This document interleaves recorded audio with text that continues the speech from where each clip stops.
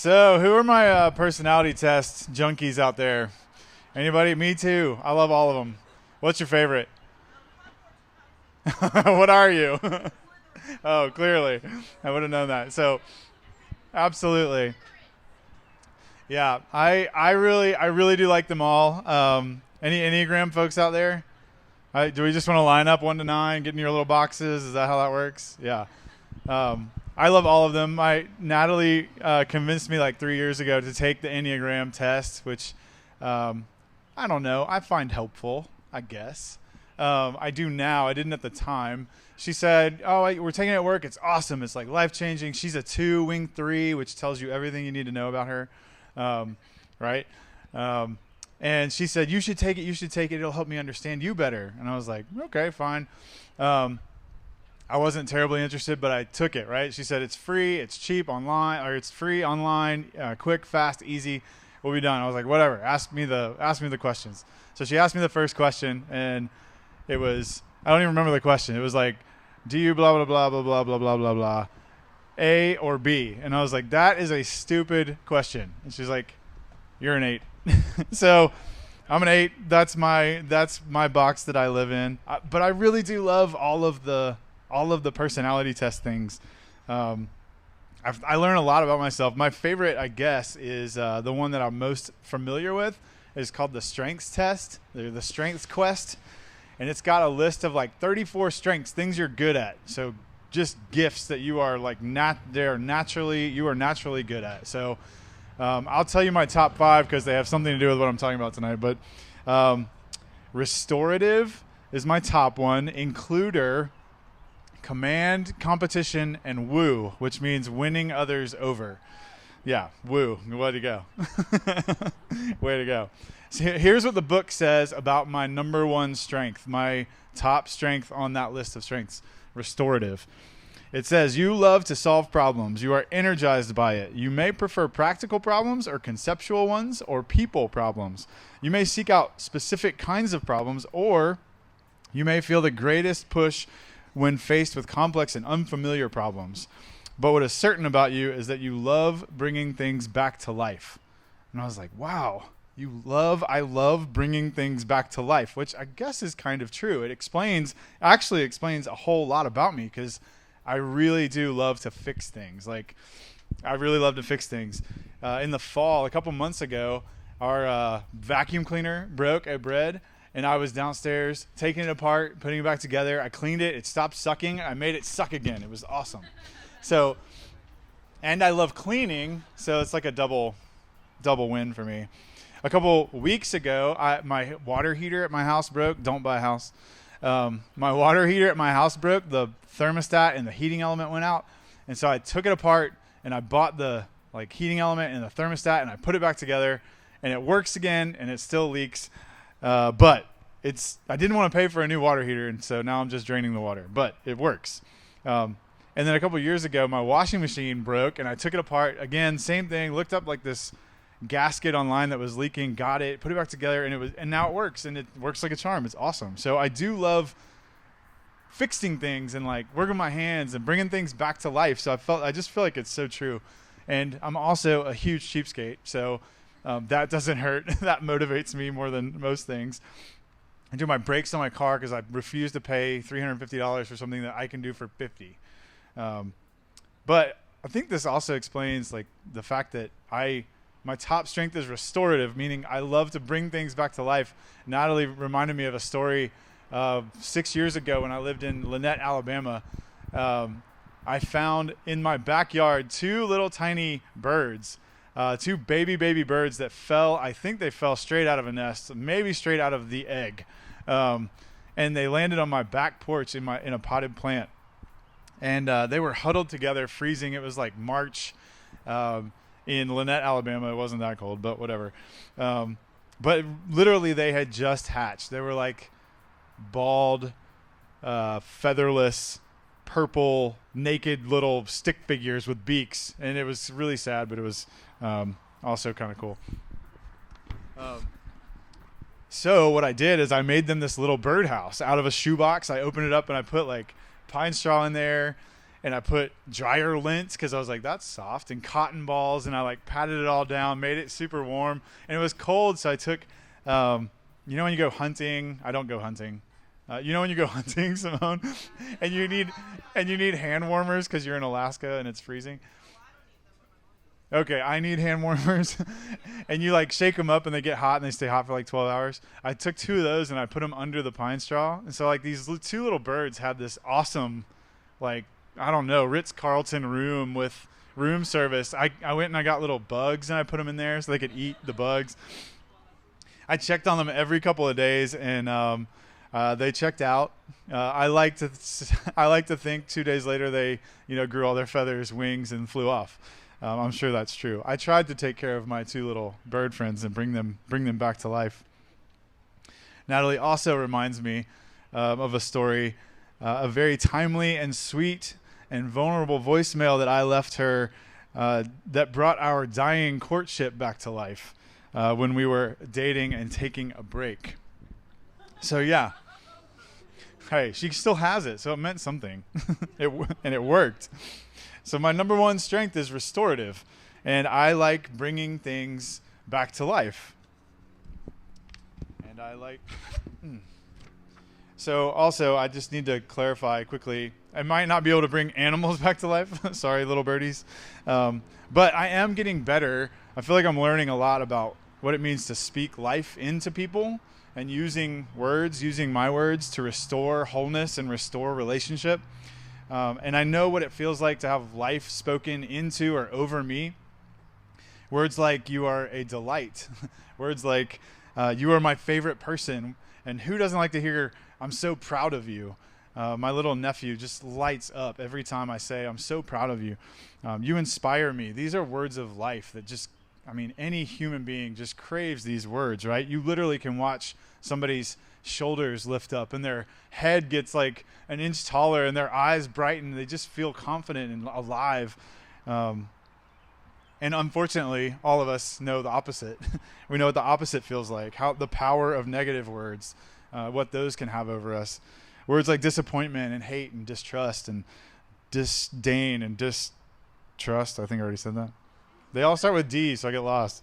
But we've all been told we're not good enough. We've all been told that we're not lovely enough. We've all been told, we've all been betrayed before, and unfortunately heard things like, we wouldn't be forgiven for something. So all of that hurts, man. That's freaking heavy. It weighs us down. It hunches our shoulders over. It feels like dying on the inside slowly, and it can stay with us for a freaking long time. Like, those words are so heavy. So I just think that if we pay attention to these things, the power of words to restore our souls and bring us back to life, and this very like human need to engage and interact with such things, I think these are signposts that point to a deeper reality that might not be as close to us.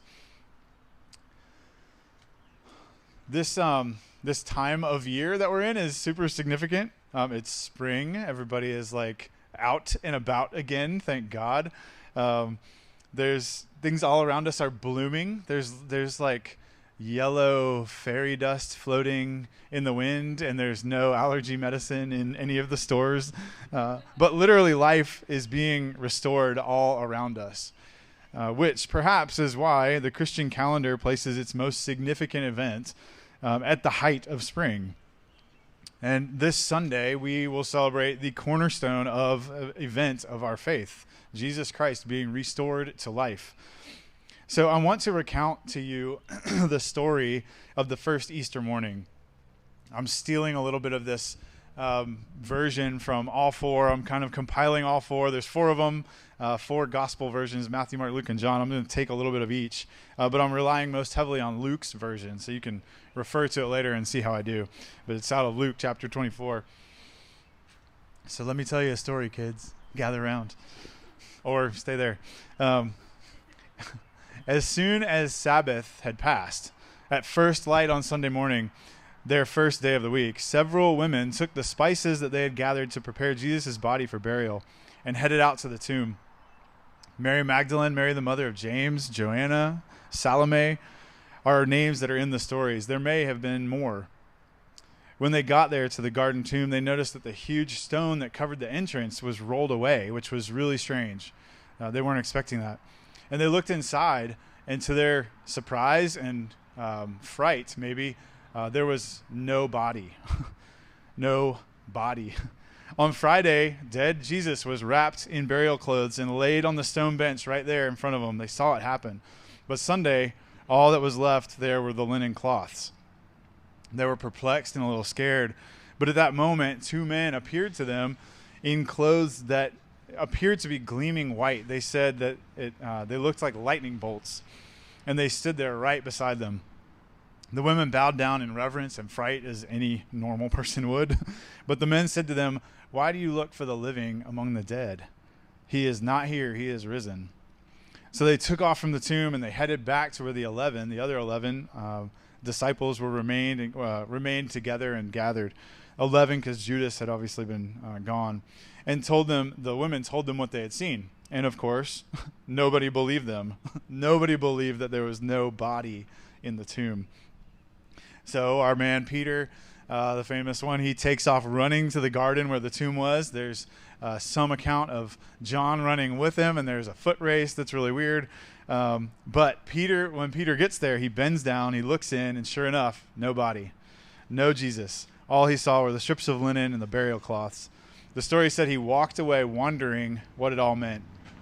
Peter walks away in wonder.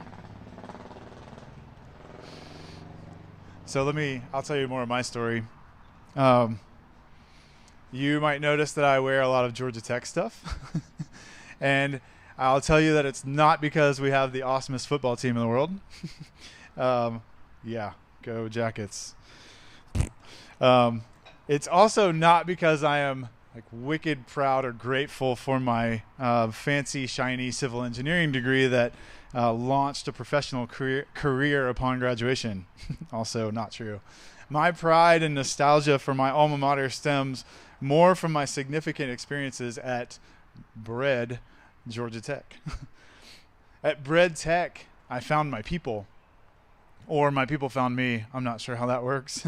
Tech was hard, man. I was an okay student, but it beat down on me like consistently and repeatedly. I had to take 5 calculi. Is that how you say that? I don't know how to pluralize calculuses. I had to take differential equations, diffie-q is what we called it, after that. And I thank God in heaven for my D+ that I got in dynamics. I just was so grateful to get out. Still, for every which way that Georgia Tech tried hard to tell me that I was a failure, that I wasn't good enough, those 5 years at Bread Tech hold some of my most cherished and prized memories. The guys that I got to intern with at Bread taught me what authentic faith and truly following Jesus looked like. And there's a group of us, there's 8 of us that are still really close to this day. And we get together every year and we do what's called we call it a Clapham weekend. And that is from the William Wilberforce story of how he and his crew brought down slavery as an institution in Great Britain. You should read it. But basically, we do what we call a Clapham weekend. It's a spiritual retreat for us. The 8 of us will get together, and each of us will share everything that's going on in our lives. There's no limits to this stuff. So we share the good, the bad, the ugly, the very ugly. And we ask, everybody gets an hour. So 8 hours of our weekend is spent listening to each other. We ask clarifying questions of one another. We ask for advice. We ask for help. We ask for prayer and direction, and not to overdo this thing. We also play a lot. We go to the beach and we eat good food, and we hang out, and it's a ton of fun. But on Sunday, we have started doing this practice. Sunday, the first day of the week before we leave this retreat, we take about 15 minutes per guy, and the other 7 will speak words of life over them. And let me tell you, it's weird. But also absolutely amazing to have 7 men who know just about everything that there is to know about me. They tell me specifically why they're proud of me and how and why I inspire them, and how my story, my journey, my life's work has given them hope and courage. I know it's not normal. I know it's not normal, but it is so freaking good. I leave every year feeling like $1,000,000. I don't know what that feels like, but I imagine it's really good. I feel like I'm like fully, completely known and loved by these dudes, and I feel like I have deep value and abiding purpose on this planet. I feel restored to life. So this series that we're in, basically, we're talking about what's your why? And you've gotten to hear from most staff members at this point, like, why are you here? Why are you doing this? Why do you do this thing called bread? Why did you hang up your civil engineering degree on the wall and then say, I'm going to do that. That looks cool.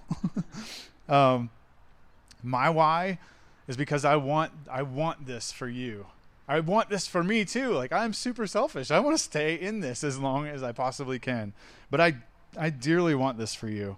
I want you to find your people here. I want you to be those people for each other that speak life and defy death. I want that. I want that for myself, and I want it for you. As a Christian, I believe that Jesus raised from the dead, and it changed everything, absolutely everything. That death is not the last word. And though we are surrounded by it day in and day out, COVID, Ukraine, headline news every day, it is not the last word. Life is the last word. And words of life, perhaps, are how we, you and I, restore our souls together and discover our true identity as beloved and hope-filled creatures just brimming to the surface with value and purpose on this planet. That's why I'm here. That's why I do this. That's why I continue to do this. And I hope to do this the rest of my life. It's hopeful work. It's holy work. It's life-giving work. I'm so grateful that I get to be here and do this. I'm so glad that you're here and we get to do this together. So be encouraged today. Know that you are loved and valued as you move towards your final exams. Don't let Emory keep you down. I know it's heavy, but you are most welcome here, and we're all so glad that you're here. At Bread, we finish with 3 questions for reflection, and they always start with, have you considered, right? So have you considered that your words have the power of life and death? Who can you speak life over? Who can you speak courage into tomorrow? Have you considered that bread exists to restore your soul and bring you back to life? And have you considered what the implications of death being permanently defeated by Jesus might be in your own life? Thank you, guys.